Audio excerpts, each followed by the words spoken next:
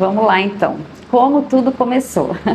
Para contar a minha história, eu acho que eu tenho que voltar bem lá atrás, quando eu tinha 14 anos, em 1995.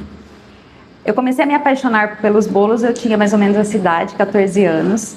E aí eu comecei a assistir muitos programas culinários naquela época e trocar receitas com amigos, com vizinhos. Essa era a forma da gente ter acesso às receitas, né?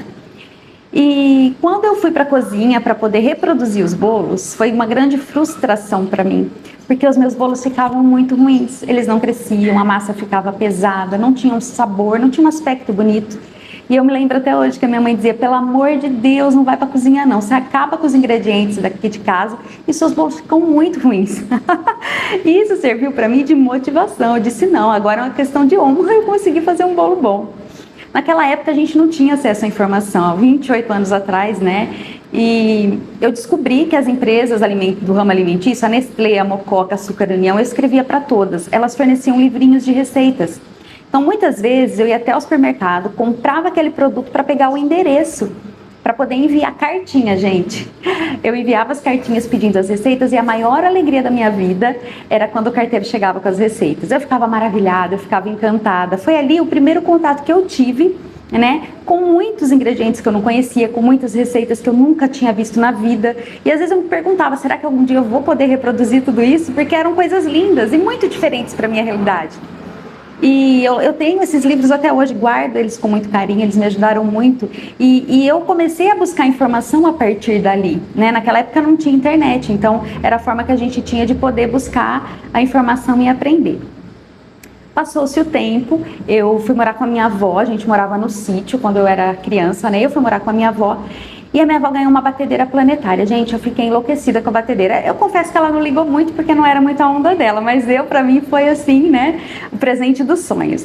E foi então que eu comecei a fazer bolos. E foi lá, né, na casa da minha avó, que eu consegui fazer o meu primeiro bolo, que deu certo. Nossa, e eu lembro da minha satisfação, da minha alegria. A minha avó foi uma pessoa que me inspirou muito, né, na cozinha, com os bolos. Porque a minha avó fazia bolos muito maravilhosos, tudo que ela fazia na cozinha era bom. E eu tenho muito orgulho de carregar esse dom e esse legado, porque a minha bisavó também fazia doces e bolos maravilhosos. Então eu com muito orgulho digo: eu estou carregando um legado da minha família, das mulheres da minha família. Isso para mim é de muito orgulho, né? E depois que eu comecei a fazer os bolos, não pensem vocês que começou a dar tudo certo, não. Aquele deu certo, mas os outros que eu fazia nem sempre dava certo, porque eu não tinha o conhecimento técnico ainda, mas eu testava e eu sempre anotava a informação lá. Olha, o bolo ficou muito seco, o bolo ficou muito isso, enfim, para eu poder entender, né, o porquê que estava acontecendo, porquê que a receita não dava certo. Naquela época, nunca, né, naquela época e depois também, não passou pela minha cabeça vender bolos. Então, o que que eu fiz? Eu falei: bom, eu vou fazer uma faculdade, fiz faculdade de administração. E depois da faculdade, eu fui trabalhar numa empresa, no setor financeiro de uma empresa de enxoval aqui de Bitinga. E nessa empresa, como eu sempre gostei de cozinhar e cozinhava muito, eu levava os doces e os bolos, né, no trabalho. E um dia o meu chefe me encomendou um bolo. Eu falei: meu Deus, como que eu vou fazer isso? Eu não sei quanto cobrar, eu não sei que tamanho fazer, enfim, mas eu fiz. E depois desse bolo vieram muitos outros, né? As pessoas começaram a pedir, eu comecei a levar pão de mel para vender lá no trabalho, eu levava tortinha de maracujá, enfim, eu fazia os doces e levava para vender lá. E começou a pegar um ritmo que eu tinha que trabalhar todas as noites. Então eu trabalhava durante a noite fazendo os doces e durante o dia eu trabalhava no escritório. E eu recebi uma proposta nesse período, uma proposta para trabalhar numa cafeteria aqui da cidade. E eu aceitei, né, porque eu já tinha ali descoberto que o que eu gostava de fazer eram os bolos mesmo, embora gosto muito da área financeira também, mas o meu coração vibrava pelos bolos. Enquanto esse tempo, nesse período, essa cafeteria estava se passando por uma reforma, enfim, eles estavam construindo, na verdade. E não ficava pronta, e não ficava pronta. E eu comecei a fazer os bolos em casa nesse período, esperando para a inauguração da cafeteria. Só que pegou uma proporção que eu tinha muitos pedidos. Então eu falei: peraí, né? Eu saí lá do escritório para trabalhar numa cafeteria, mas eu acho que eu posso trabalhar para mim. Então, né, conversei com meu pai, comecei a procurar um prédio para alugar. O meu pai tinha um bar, que é onde a doceria é hoje. Ele disse: olha, o bar é grande, eu vou dividir o bar ao meio, vou reformar para você e vou alugar para você, e aí você faz os doces aqui. Falei: ok. E a gente não tinha muito recurso financeiro, né? Então ele reformou com os recursos que ele tinha. Então ficou algo bem simples, a gente não tinha fachada. E eu fiquei muito insegura porque o meu público é 90% mulher, né? E era do lado de um botecão, porque era um botecão mesmo. Mas, graças a Deus, né, deu tudo certo. Eu, né, fiquei por um bom tempo. Eu comecei a trabalhar, na verdade, com a doceria nesse prédio em 2013.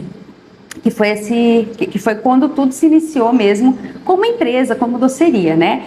Começar a vender doces, eu acredito que eu comecei a vender em 2011. Em 2013, o meu pai reformou, então, né, metade do bar para que eu pudesse vender os meus bolos.